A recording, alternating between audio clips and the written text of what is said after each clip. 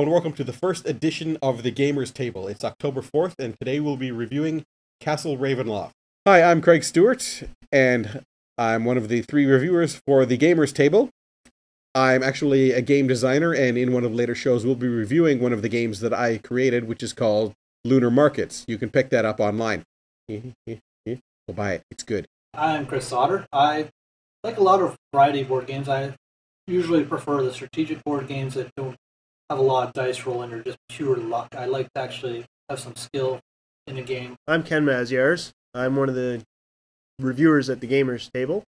This would be the Gamers Table right here. We play here every week. Castle Ravenloft is a cooperative game for 1 to 5 players, and it comes with all this sort of stuff you see here. A lot of figures, cards for encounters, cards for treasure, different characters you can be. Dungeon tiles. Dungeon tiles. Different powers for all the characters. And of course, it being a Dungeons & Dragons game, it comes with a D20. D20 of Doom. You ever walked into a dungeon before? You don't want to, especially this one. To be honest, this game we've played a fair bit, and we have won once. Lots of monsters. Endless amounts of monsters.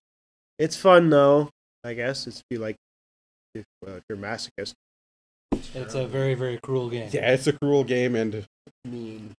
We don't always work too well together as a team when we're playing it either. The design is pretty good. I think there's some faults, like every time you reveal a monster, you're getting hit by the monster, which makes it more difficult. But there's not enough ways in order to heal your characters, and I find you end up dying a lot. Endless amounts of monsters.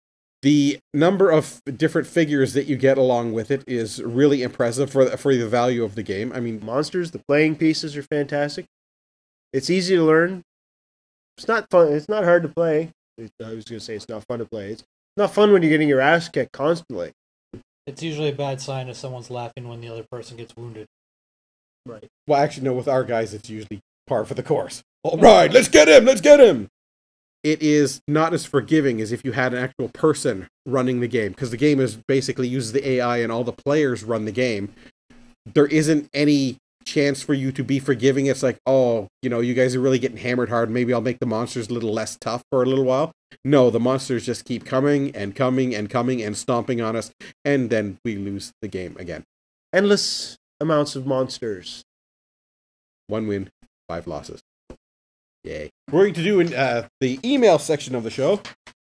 Here's our email. The email is thegamerstable@hotmail.com. And this is from Michael, and he writes, "Hi guys, hope you're enjoying your first podcast. I have a question for you, and as it's your premiere episode, I thought I'd keep it simple. What's the most fun you've had with a game this year? Doesn't have to be a 2010 release, just something you've played since January. Cheers from Michael." Thanks, Michael. That was actually a really great question. For me, I would have to say the game that I've enjoyed the most this year would be Cave Troll. Because it's simple to set up, and the mechanics are really easy to learn, and we've taught people in like a few minutes how to pick it up, but there's a lot of actual strategy into the game, a lot of different ways to win. Ben? What? What's your favorite game of the year? Were you not paying attention? I like Galactica. But it didn't come out this year. Just played it this year is all I want to know. Yeah, we just played it this year, but I love that game. This whole idea of it, following the story pretty well from the show. It's excellent. The whole look of the game, feel of the game is fantastic. Way they I don't know what I'm doing. That's okay. I'll just cut you off right there. Okay. Chris?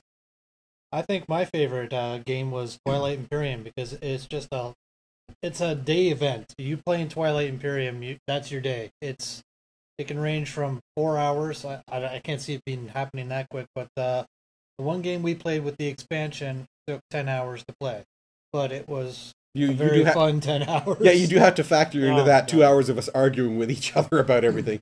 But that's part of Twilight Imperium. Oh, the whole arguing with each other and wheeling and dealing. There's lots of options, lots of things to do. You don't always have to be militaristic. You can be political and undermine other players in that sense. What did you say? Material or militarial? Militaristic? Militaristic. Okay.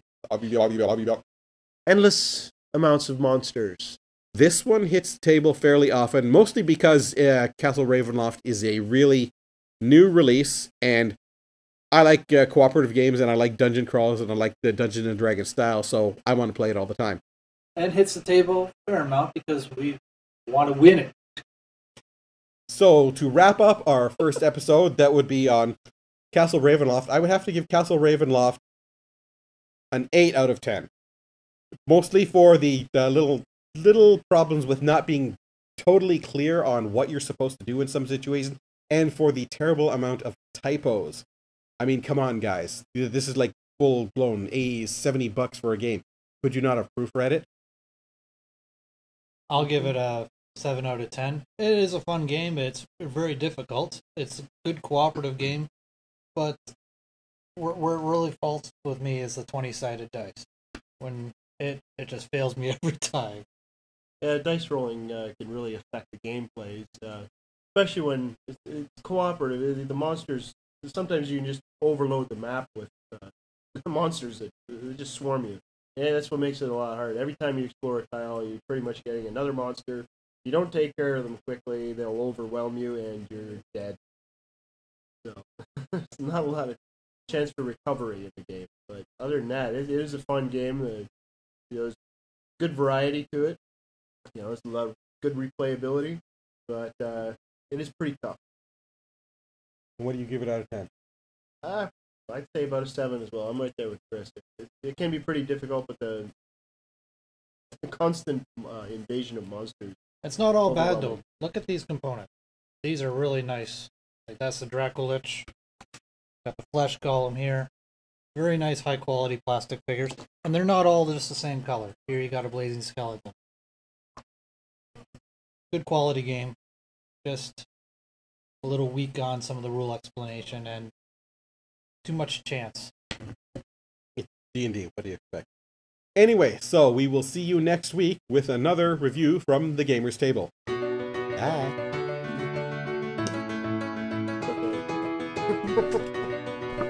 Okay, cut.